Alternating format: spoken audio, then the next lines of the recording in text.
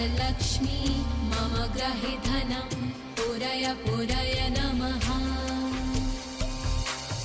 ॐ ह्रीं श्रीं क्लीं श्रीं कुबेराय अष्टलक्ष्मी मम ग्रहे धनं पुरय पुरय नमः। ॐ ह्रीं श्रीं क्लीं श्रीं कुबेराय अष्टलक्ष्मी मम ग्रहे धनं पुरय पुरय नमः।